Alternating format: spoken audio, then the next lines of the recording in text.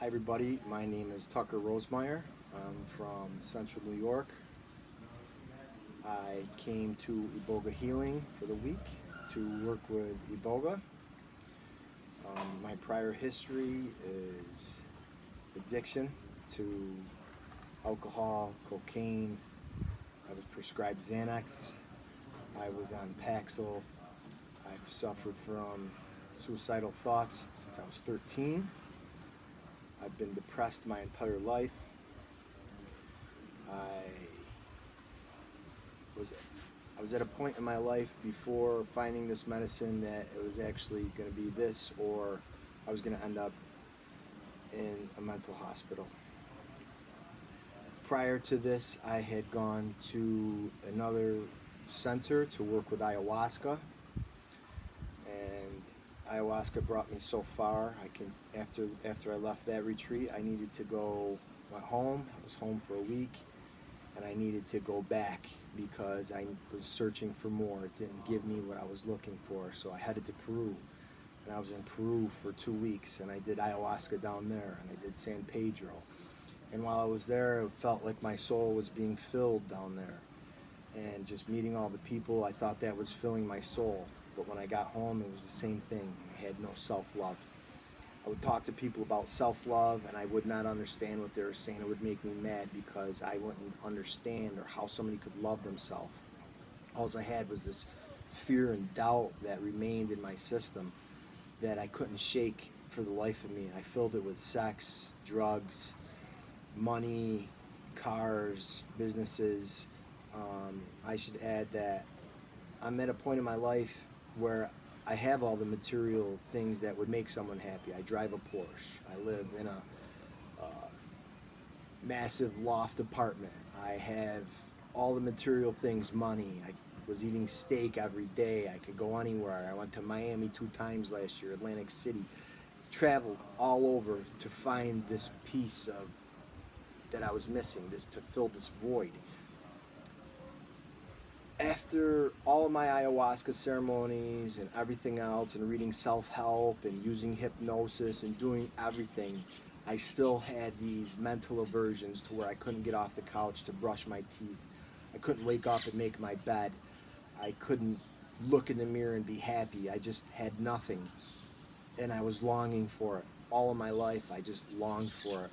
My relationships, I had lost my marriage from my abuse of drugs. I had not talked to my parents, my sister. Everything was in the toilet. Let's fast forward to coming to Iboga Healing. Coming here, I felt loyalty to ayahuasca.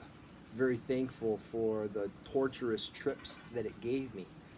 7 out of my 8 ayahuasca ceremonies were just complete torture, mental anguish. My mind would do things to me and show me things that were so abstract and off the wall that it was horrible.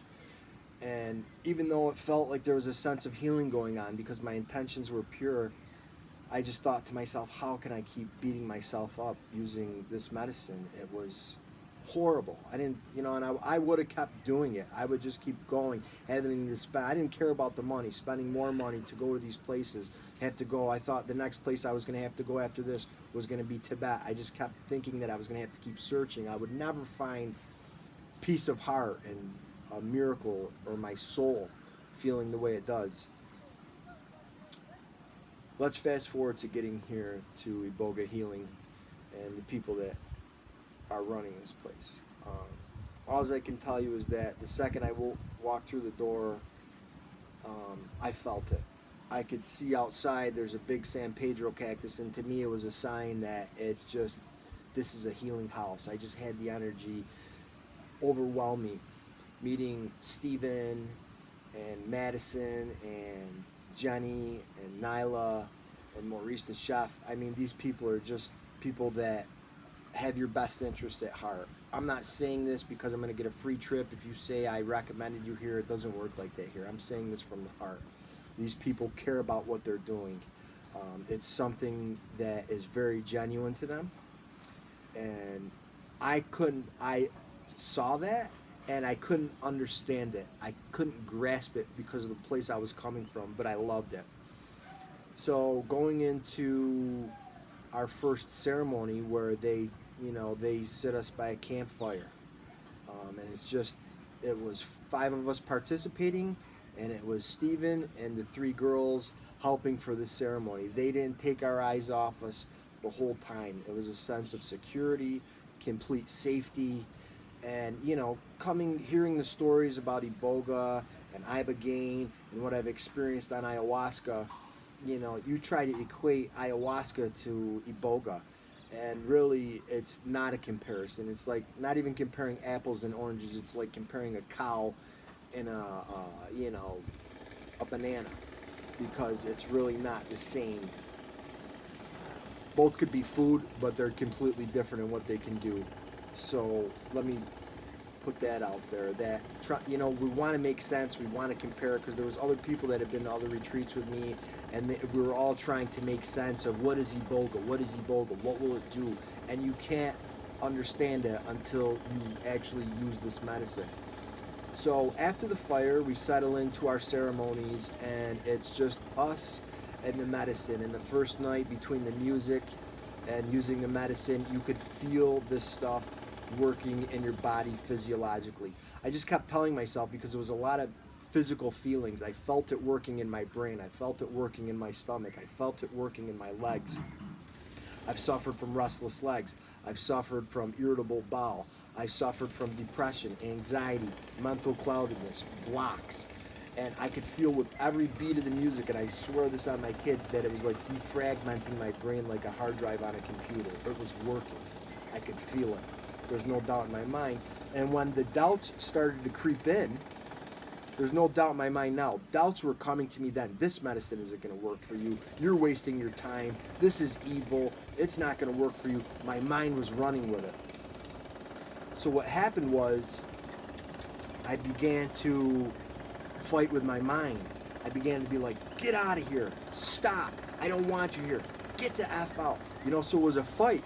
And I was like, well, maybe I should show compassion to my mind, because this medicine's showing me all these things. It's giving me these feelings. In the beginning of my ceremony, I saw what I believe is a Witi shaman over me in the beginning, and he was sprinkling this, I want to say water or something, going like this over the whole thing. This was my first vision. And that was pretty much my only vision for the whole ceremony. But it gave me this sense of healing. It felt like it was one of my ancestors or my grandfather or something that was just there. And I knew I was safe at that point. And it kept going. So the information came to me, and I just sat there for the rest of the ceremony. It was like after an operation happened, where I was just sitting there awake and healing, and having this medicine continue to work on me, because it was 44 years of mental bullshit in my head. Mental bullshit. And the next day, I didn't sleep. I didn't sleep at all. I wasn't tired. I wasn't sleeping. I was just ready to move into the next thing. I was ready for my healing. And I felt that it happened on a physical level. And I started to have this mental clarity, and it started to work for me. I was like, oh yeah, this is great. This is great. But I still wasn't sure after that first ceremony. I was like, I don't have it yet. I don't feel self-love still. I don't understand it. Like, why is my mind working like this against me? What do I got to do? It was still a battle with the mind. I hadn't conquered it. Night 2, we're sitting around the fire, and Stephen gives us this pep talk. We sit there, and he talks to us about conscious thought and unconscious thought. And it resonated with me. He's like, these are unconscious thoughts. How do we eliminate unconscious thinking? Because this is the reason I'm depressed. This is the reason I have anxiety. These are the things that are saying, go kill yourself, drive your Porsche off a cliff, do this, do that. Nobody loves you. You're never going to amount to nothing. You're going to prison. All these bad things coming from my own mind. So I saw the mind as an enemy. It's like, no, I don't even want the mind anymore. And he's explaining, observe your thoughts. Recognize it. If you're not choosing to make this thought, then it's unconscious coming from your mind. Okay, I got it. In the ceremony, I was able to recognize this. Oh, this, not my thought. Be gone.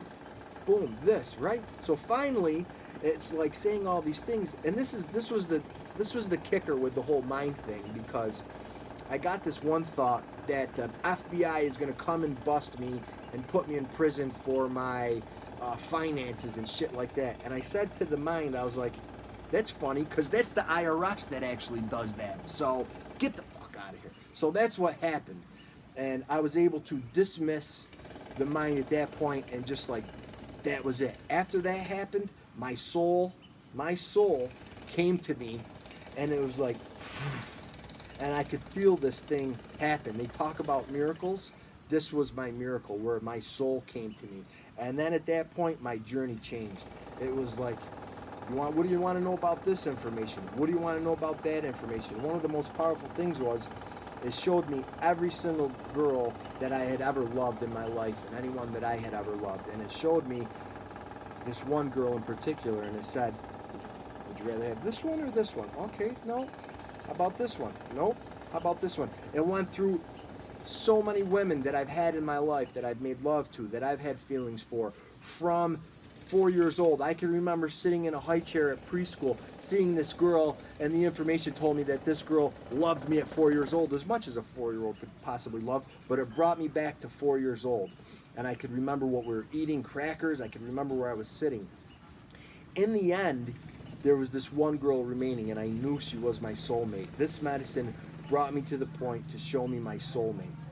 It showed me, I gave her a crystal for Christmas. It showed me she takes the crystal at night, she puts it on her head, she holds it to her heart, she puts it under her pillow, then she puts it on her nightstand. I saw this in my vision. When I was after I got done with the medicine, I sent her a message, you know, because we're still in contact, we're not together.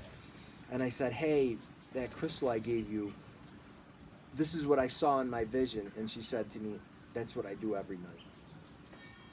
So the self-love that I had after this, so it's been 3 days since my final ceremony. And since then, I've had some people screw me over in business, and I hated them.